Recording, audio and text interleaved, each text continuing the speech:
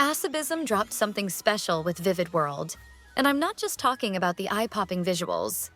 As someone who enjoyed Vivid Night, I walked into this sequel expecting more of the same gem-collecting chaos. What I got was a deeper, more strategic experience that respects your time while demanding your attention. The premise sounds wild on paper. Your heroes are literal jewels, you're crawling through the underworld, and a Grim Reaper guides you through procedurally generated dungeons. It works because Asobism commits fully to the concept. Lemuria, your protagonist, wakes up in the afterlife after falling asleep in class. Her classmates have become lost spirits, and she needs to collect soul fragments while building a party of gem-based heroes. The roguelike structure keeps things fresh. Each run presents different heroes, varied loot drops, and randomized shop inventories. You might plan to build a pirate-themed team focusing on critical hits, but the game throws Vikings and tribal warriors your way instead. Adapting on the fly becomes essential, and that's where the strategy really emerges. Party composition drives everything in Vivid World. Heroes belong to specific symbols, think factions, and colors, each providing unique buffs when you hit certain thresholds. Stack 3 knights and you get defensive bonuses. 5 Vikings grant increased TP generation for faster skill activation. The twist? Upgrading heroes to silver or gold star status permanently unlocks their symbol bonuses, even if you remove them from your active party. This system opens up incredible build variety. I spent one run focusing on bleeding effects with pirates, then pivoted to a fury-based healing composition using tribal warriors. The gem transmutation system adds another layer. Combine specific gems to create upgraded versions or unlock entirely new abilities. It's the kind of depth that rewards experimentation without punishing you for trying something unconventional. Combat itself follows the auto-battler template but gives you agency through gem abilities. Your heroes attack automatically, building TP until they unleash their special skills.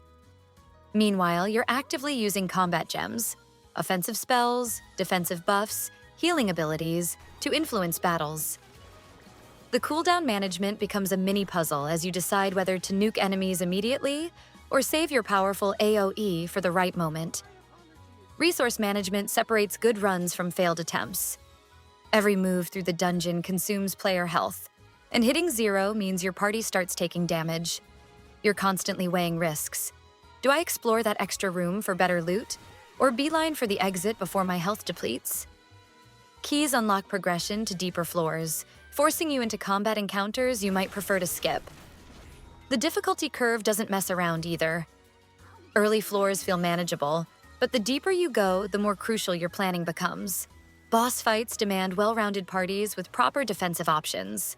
I learned this the hard way after steamrolling through several floors, only to get absolutely demolished, because I'd focused entirely on damage output while ignoring healing and shields.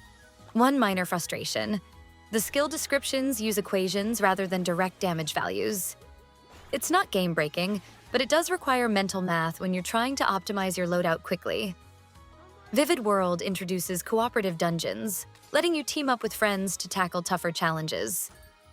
The Union skills system encourages building parties with character synergies, creating devastating combo abilities when heroes bond.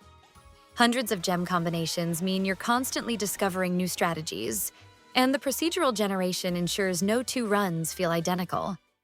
The visual design deserves special mention. The chibi art style and pop-up book aesthetics create a cohesive, charming world. Every hero design feels distinct and polished.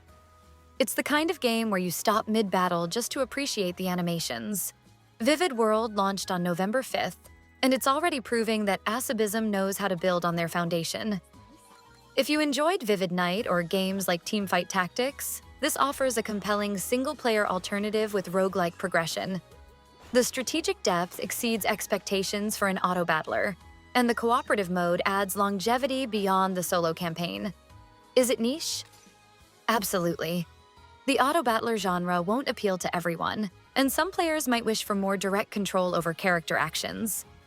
But for those who appreciate the blend of tactical party building, resource management, and roguelike structure, Vivid World delivers something genuinely special.